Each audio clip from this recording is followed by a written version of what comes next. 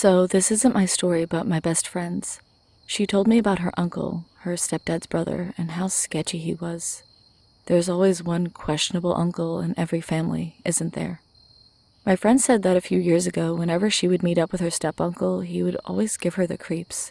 He would say things like, "The wife and I are going to the trailer for a week, and you should come along. Oh, my wife is only going to be there for a couple days, but you're welcome to stay as long as you like." Not necessarily the worst thing in the world, but the way he said it made her really uncomfortable. He would bring her presents all the time and find any excuse to be alone with her. She said that he would often come by her tattoo shop when there was no one else around, despite living an hour away. There was only one door to that shop, so she would be stuck there either until closing time or until step-uncle decided to leave. And when he hugged her, his hands would go too low and his hug would last too long. I can't remember if I ever met this guy, but I was familiar with my friend's stepdad, and I never cared for him. So safe to say, this isn't a stretch to imagine this. What makes me angry is that my friend confessed to her stepdad and told him what had been going on and how it upset her, but the bastard didn't believe her.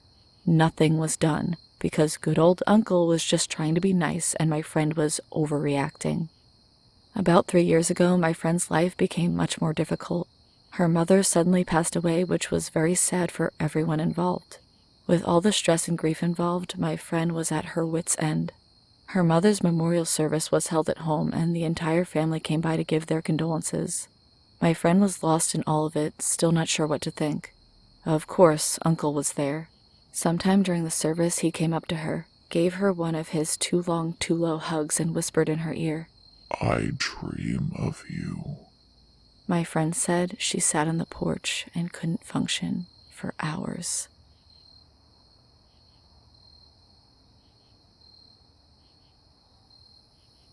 It was 5 o'clock in the morning, and I was tired as hell. I had just finished having a 6-hour fight with my mom that ended in me throwing her against a wall after she tried hitting me in the face with a broom. "I'm calling your daddy, bitch," she said 5 seconds after her head hit the wall. That phrase meant that I would have to live with my dad, who she thought was more hellish than her. Although this was the first time any of our fights had gotten physical, and the first time I hit her back, that wasn't the first time she threatened to call my father. This seemed to be the pattern. She would go too far in one of her infamous tantrums. It would become too much for one person, me, to deal with. I would call my father, he would get me. After a few months of being happily away from her, she would call Child Protective Services and remind them that she still had full custody. Then, off again, I went to deal with her pill-induced rages. This happened more times than I care to admit. The few times the police were called and our living conditions were investigated, she would always get her way. In everyone's eyes, I was a disrespectful teenager who needed to learn his place in the world. In contrast, she was a single mother who was trying to do the best for her child. It didn't help that I was black either, and every police officer that my mom called treated me as such. "Get your ass back in the house. You should be happy she's trying," the police officers would say. But she wasn't trying. She was unemployed and happily consumed the pills she couldn't sell. The police wouldn't even come inside the house. Every time they came, my mom made sure to meet them outside so they wouldn't see the filth that had taken over our home. Anyway, back to the story. After the fight, I tried to calm my nerves. I knew the next day would consist of more fights, more drama, and a ton of lectures from adults who had no idea what they were talking about. Not a minute after I laid down, I heard the voice that caused me time and time again to go out of character. My mother's voice.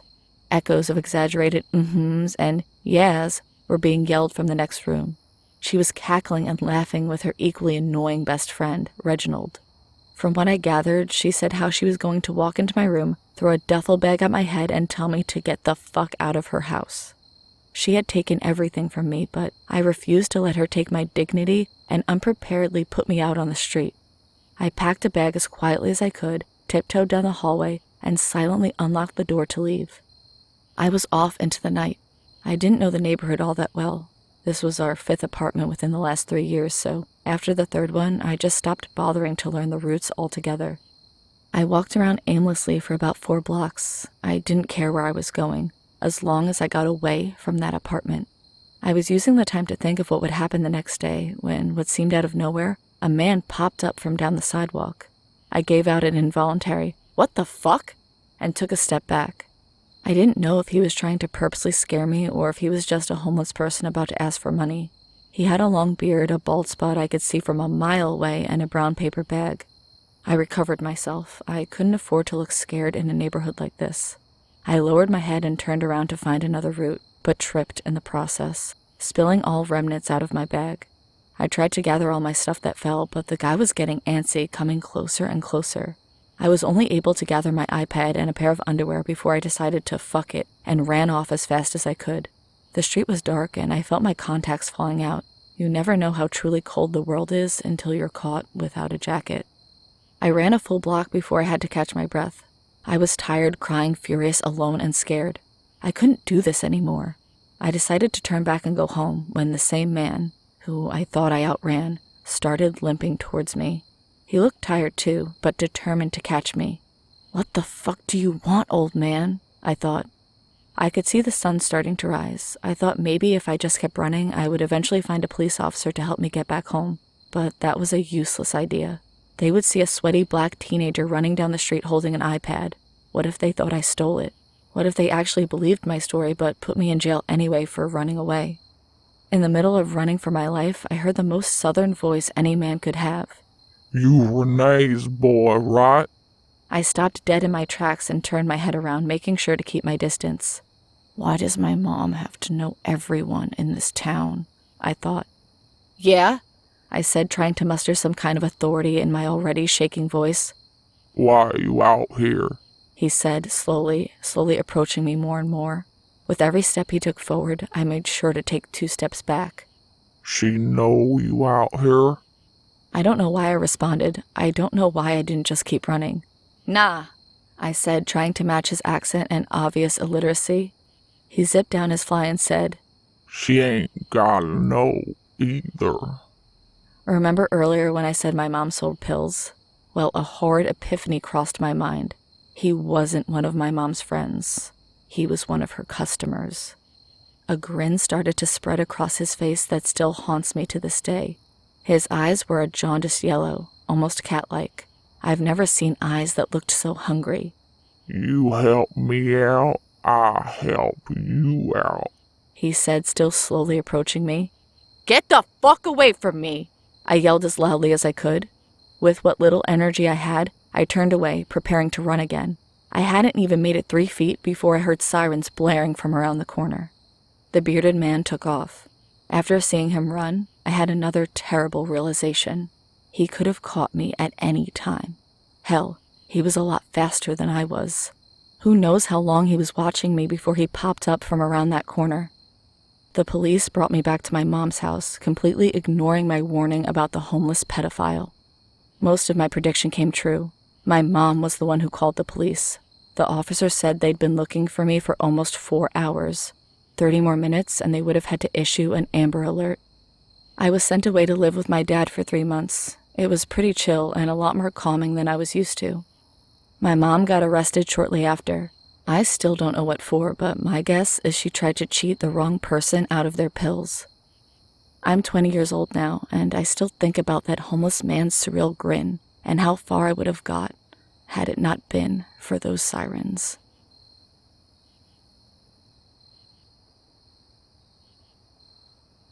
Trigger warning. My story includes details of rape.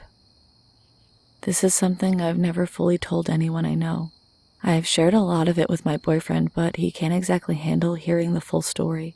It makes him so sick and angry for me. I told a therapist, but she told me I was lying only because she knew the person involved. I would like to be referred to as anonymous due to the sensitivity and the person involved still being free. My sister and I were very close. Our father was very physically abusive and we lived alone with him for 13 years, so once we were finally free from that, we stayed close. I lived with my mom and she lived with her husband, but I'd frequently stay at their house for about 6 years as I started staying when I was 10. I guess I should say my sister is 10 years older than me and her husband is 12 years older than me. Once I started getting older, about 14, along with our usual playing video games and watching movies, we started smoking weed together on my visits. It was so fun and I loved hanging out with them. One day when I was about to turn 16, I noticed her husband started acting strange towards me. I kind of shrugged it off as me just being paranoid because of trust issues with men due to my past. As time went on, I knew it wasn't just me. He would text me very sexually inappropriate questions, asking me if I had sex yet and hinting that if I were to get a boyfriend, he would be very jealous. This worried me a lot, so I told my mom and showed her the texts. She told me he was just playing and didn't mean anything by it. I was very frustrated because I knew deep down in my gut this behavior was unacceptable, but my mom was a smart woman and I found usually she was right about things, so I put it in the back of my mind. He would occasionally text me weird things after that, mainly just calling me cute or something subtle, and I would just pretend I didn't notice. I did, however, show my cousin some of the messages when we were at family Christmas, and she then said, "I didn't want to say anything, but he looks at you really strangely. It gives me the shivers." I felt relieved in a sense because now I knew someone else believed me. I readdressed the issue to my mom, and she reassured me we were just overreacting, so I decided to give it a rest. Fast forward 6 months. I'm 16 and it's summer break, so I go to my sister's house as usual because the weird behavior calmed down a lot. We played games and got high all night without incident. I went to bed and slept about 10 hours, and it was about 10 a.m. and I couldn't sleep anymore. My sister, her husband, and their roommate were asleep still, so I decided to watch some TV. About 10 minutes after turning on the TV, I hear someone coming down the stairs, and her husband comes and sits on the couch and says, "Morning. What are you watching?" And I'm like, "Oh, I just turned on the first thing, I'm not sure." It was some weird little cartoon. He laughed awkwardly and looked over at my shirt that had Invader Zim on it and said while walking across the room to the couch I was on, "I love that shirt. It's cute." And he started loading a bowl in the bong. I felt extremely uncomfortable and said, "Thanks." He then kept messing with the bong, and I tried to act very interested in the show as he handed it to me to hit it. I hit it and it tasted a little funny, but the bong was pretty dirty. I sat and watched the show for a while more, and then I started to feel pretty drowsy. He was watching me and said, "This show is silly. Just like you. You're very silly." And he started forcibly kissing me. I was very shocked and scared, and I tried to pull away. I realized I couldn't move or make noise of any sort. I was heavy, and all I could do was look in horror as he forced himself on me and stripped me. I just kept thinking, my sister is upstairs. How is this happening? I remember it hurting so bad and him whispering how much he had dreamed of doing this since he first met me. He first met me when I was 9. I just felt pain, tears running down my face, and absolute terror. All of a sudden, there's creaking on top of the steps, and he hurried and put my shorts on my now dead-weight body and went to the other couch. It was their roommate. He looked at me and didn't say anything, but the look in his eyes and the way he looked at my sister's husband, he knew. Next thing I know, I'm waking up to my sister saying, "It's 2 p.m. Are you ready to go home?" I couldn't talk. All I could muster was a very confused, dazed nod, and it all went black again. I had horrible nightmares and a seemingly endless sleep and woke up again to my sister saying, "Come on, it's 9 p.m. Mom's pissed. You have to get home." I was so dazed still. I couldn't remember much. I couldn't form sentences, but I knew what happened. He was still there in the room, holding her on the couch across from me after raping me not even 12 hours before. I know I should have said something, but I was in such a fog I barely walked myself to the car. I don't remember anything between sitting in the car and waking up at 9 a.m. the next morning to my mom very pissed that I was sleeping so much and telling me I had to do chores and she was leaving for work. I stayed in a fog, not feeling right for days, and didn't say a word. I didn't tell anyone until a month later when I confessed to my mom what happened. She called my sister, to which she said, "I know they had sex. We're in an open relationship, and she told him she wanted it. If you try to press charges, I will kill myself." Considering the past attempts from her, my mom believed this and told her, "Okay, but I don't want him near our family ever again," and told me it had been taken care of. I was hurt. No one did anything about it. Sure, I never had to see him again, but 5 years later, my sister, who was once my best friend, is still married to him, and he has never once had any consequences for his actions. I didn't put all the pieces together until about 2 years ago.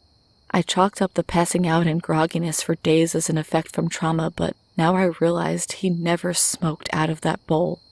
I got date raped by the man I had considered a brother with my sister right upstairs. The worst part is, I thought of him as a brother, and he has a sister the exact age as me, and I have to wonder if I'm his first or last victim.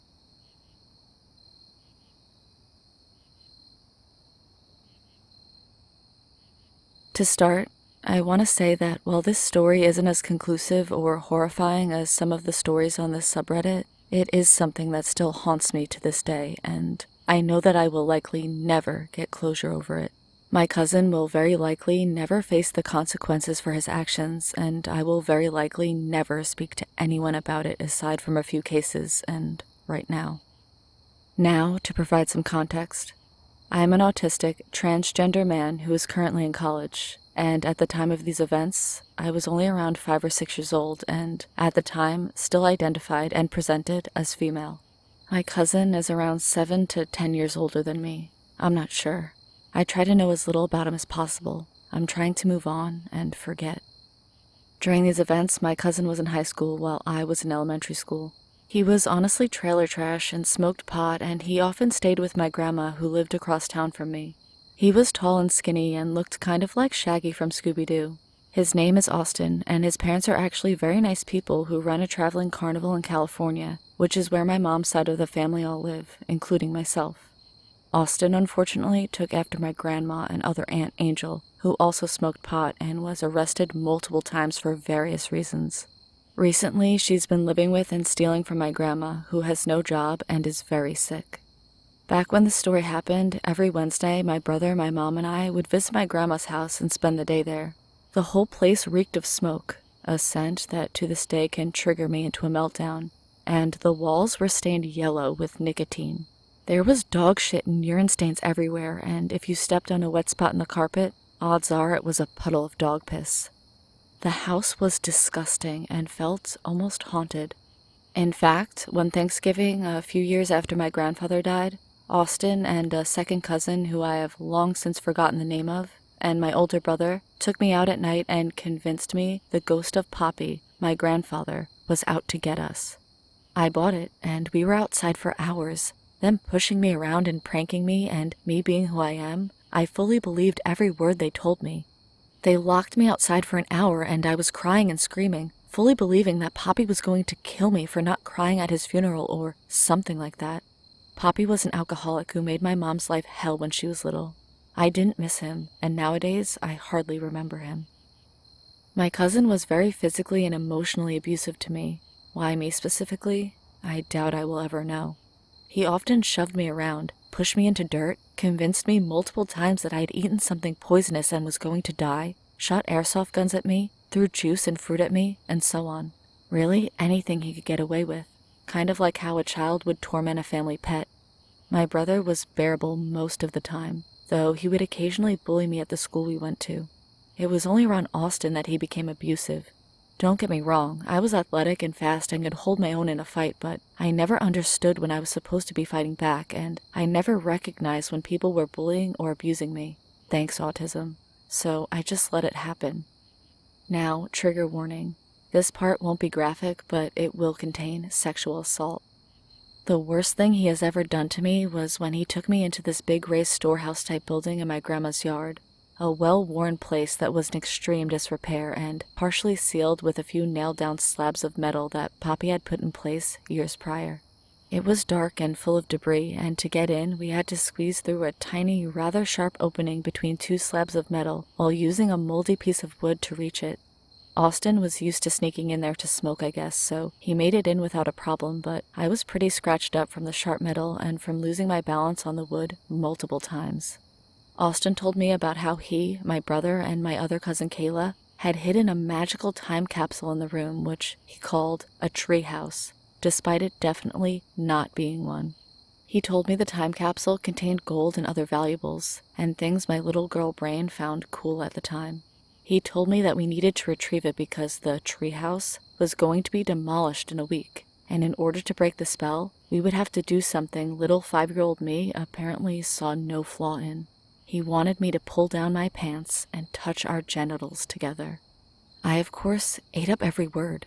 I was an overly friendly, gullible child, and while I didn't believe in Santa and the like, I fully believed in magic. I still do today, to a lesser extent. I believe anything is possible, and I have no proof that magic does or does not exist, but I digress. After a while of nervous hesitation, I followed his instructions, and I will not go into detail on what happened, but we were soon interrupted by my mother calling me as it was time for me to leave. My cousin appeared disappointed and annoyed, but at the time I figured he was just sad we couldn't break the spell on the time capsule.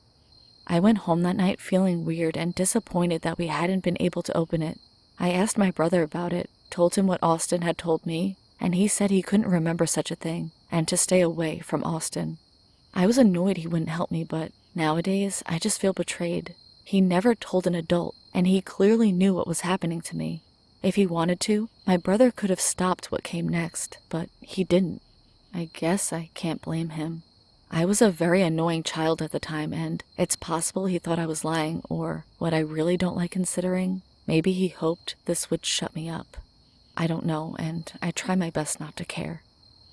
The next week, the treehouse was still standing when I returned to my grandma's house. I was delighted to see Austin still visiting, and the treehouse still in one piece. I thought I had another chance to unlock the time capsule, and I was determined to not miss it. Austin took me up to the treehouse, and this time I did not hesitate to do as he instructed. It's all very mortifying in retrospect, which is part of why I refuse to go into detail. I was an idiot and didn't understand, and that's all I'll say on the matter. Needless to say, despite my success, no time capsule magically appeared in the room. He pretended to be disappointed, and I was massively crushed. I thought for sure we could break the spell. I was such an idiot. I want to go back in time and punch my past self. Austin then told me that maybe we could try something else to break the spell. He told me that Kayla had essentially sucked him off in the treehouse, something that now I honestly wouldn't be surprised if it were true, the both of them being redneck assholes who probably don't care about incest. He told me that it would tickle. I refused because that sounded gross, and surprisingly, he let me go. I guess he had no interest in full-on raping a child, something that I am forever grateful for. I went home that day feeling very sad over the failure, and as far as I know, my cousin never tried anything like that on me again.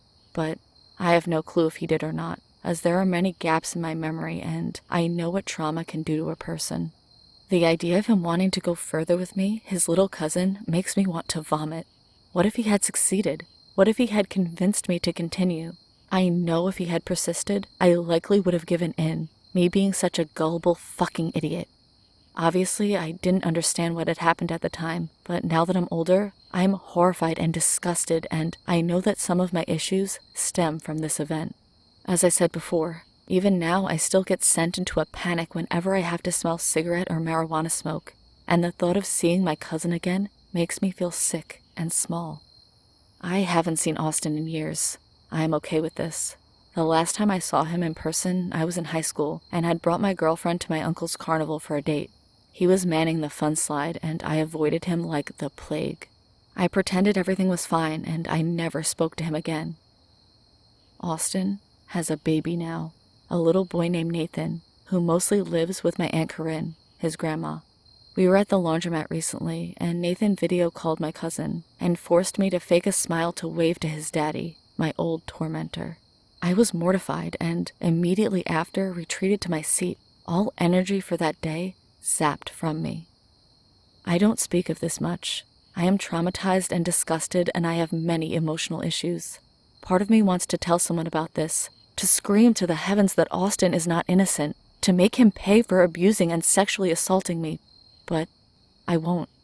I probably never will get closure for this, and my cousin will probably never face the consequences for his actions.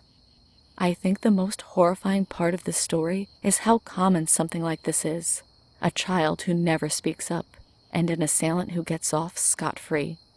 We will never know how many people have been tormented, how many people have been or are still tormentors, and they will probably never have to face what they have done. They will walk free. Oh, and that treehouse? It was never scheduled to be demolished. It's still standing to this day. I don't go near it.